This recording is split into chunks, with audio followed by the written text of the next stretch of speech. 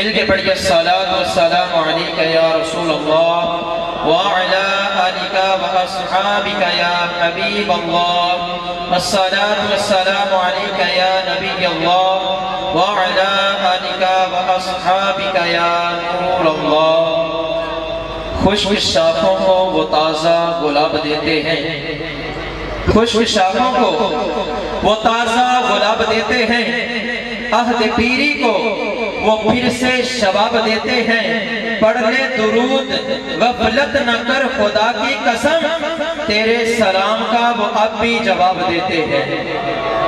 نبی پاک علیہ السلام کی حدیث مبارکہ ہے، فرمایا سکینوا مجالسکم بصلاتکم علیہ، تم اپنی مجلسوں کو مجھ پر درود پڑھ کے آراستہ کر لیا کرو۔ فَإِنَّ صَلَاتَكُمْ، یہ جو تمہارا مجھ پر درود پاک پڑھنا ہے، نور لکم یوم القیامہ، کل بروز قیامت تمہارے لیے نور ہوگا۔ صلو علی الحبیب صلی اللہ تعالی علی محمد صلی اللہ تعالی علیہ وآلہ وسلم۔ ابھی خطبہ کے اندر آیت مبارکہ پڑھنے اور سننے کی سعادت حاصل کی، جس کے اندر رب تعالیٰ نے ہمیں حکم ارشاد فرمایا وَقَضَى رَبُّكَ أَلَّا تَعْبُدُوا إِلَّا إِيَّاهُ، رب نے فیصلہ فرما دیا ہے کہ رب کے علاوہ کسی کی عبادت نہیں کرنی، وَبِالْوَالِدَيْنِ إِحْسَانًا، اور والدین کے ساتھ حسن سلوک کرنا ہے۔ رب تعالیٰ نے حکم جو ارشاد فرمایا، ایسی آیت مبارکہ کے اندر پہلے اپنی عبادت کا حکم دیا، پھر ساتھ ہی رب تعالیٰ نے والدین کے ساتھ حسن سلوک کرنے کا حکم دیا۔ مفسرین کرام فرماتے ہیں کہ اس سے پتہ چلا کہ رب تعالیٰ کی عبادت کے بعد رب تعالیٰ کو اگر کوئی عمل پسند ہے وہ اپنے والدین کے ساتھ حسن سلوک کرنا ہے۔ اب وہ حسن سلوک کیسا ہونا چاہیے؟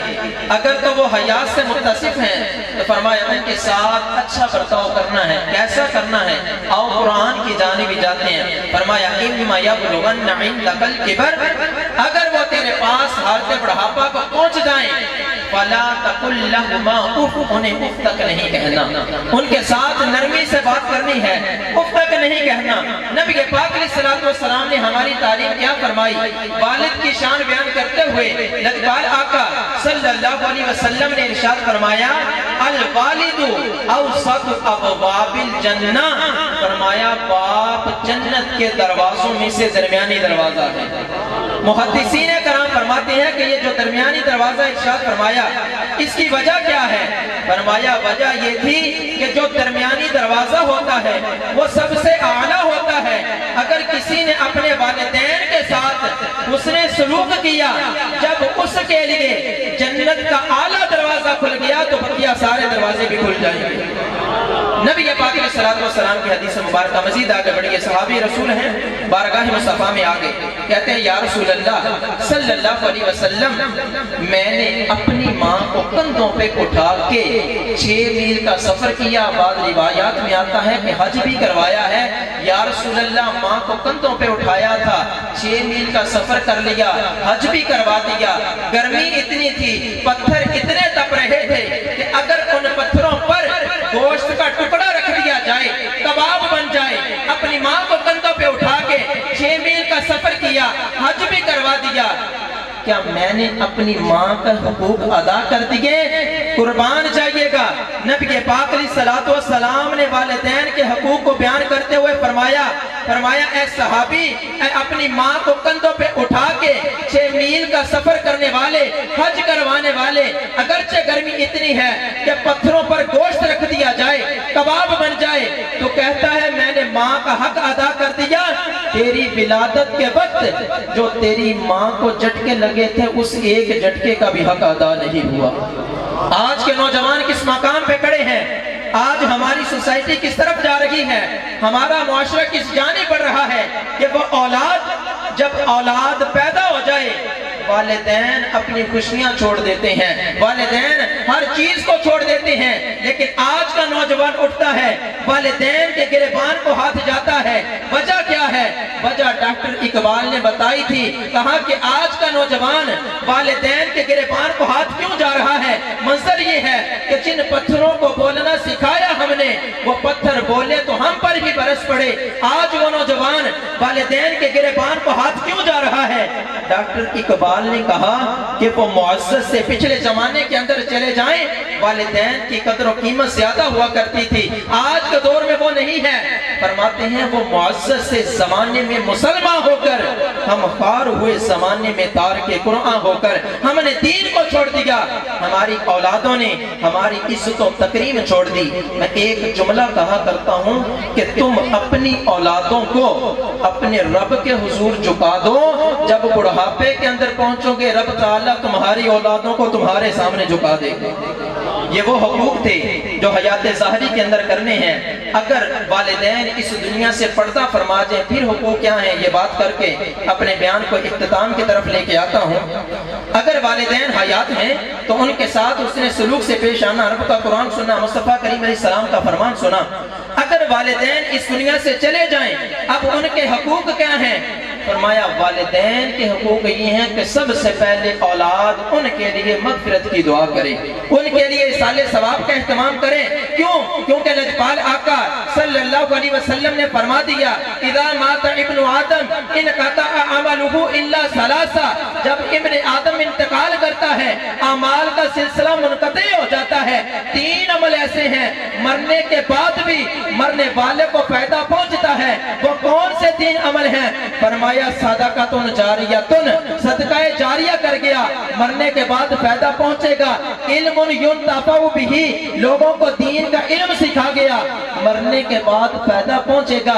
تیسرے نمبر پہ نبی پاک علیہ الصلوۃ والسلام نے جو جملہ ارشاد فرمایا ہم گناہگاروں کی ڈارس بنا دی، نبی پاک علیہ الصلوۃ والسلام فرماتے ہیں مرنے والے کو مرنے کے بعد جو فائدہ پہنچتا ہے وہ ولد صالح یدعو لہ، وہ مرنے والے کی نیک اولاد ہے جو اس کے لیے مغفرت کی دعا کرتی ہے، جو اس کے لیے اصالِ ثواب کا اہتمام کرتی ہے۔ وہ اصالِ ثواب جس بھی انداز میں کیا جائے، اگرچہ عمران بھائی کی طرح یوں محفل پاک سے جا کے کر لیا جائے، وہ عمرے کا ٹکٹ رکھ کے کر لیا جائے، آج کا نوجوان اس کشمکش کے اندر ہے۔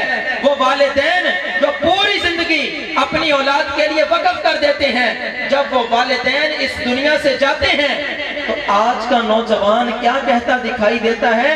میں ان کے لیے ہاتھ اٹھا کے دعا بھی نہیں کروں گا، کیونکہ دعا کرنا تو کہیں سے ثابت ہی نہیں، صحابہ سے ثابت ہی نہیں، صحابہ نے دعا کی نہیں، اصالِ ثواب میں کیا کروں؟ اپنے بیان کو اختتام کی طرف لے کے آ رہا ہوں۔ آج کا نوجوان ہوش کے ناخن لے، وہ والدین جو اپنی زندگی تمہارے لیے وقف کر دیتے ہیں وہ اس دنیا سے چلے جائیں، ان کے لیے اصالِ ثواب کا اہتمام کیا کریں۔ خدا کی قسم صحابہ نے بھی اصالِ ثواب کیا ہے، دیگر اسلاف نے بھی اصالِ ثواب کیا ہے۔ آؤ بارگاہ مصطفیٰ میں لے چلو، نبی پاک علیہ الصلوۃ والسلام کی بارگاہ ہے، حضرت سعد رضی اللہ تعالیٰ عنہ حاضر ہوتے ہیں۔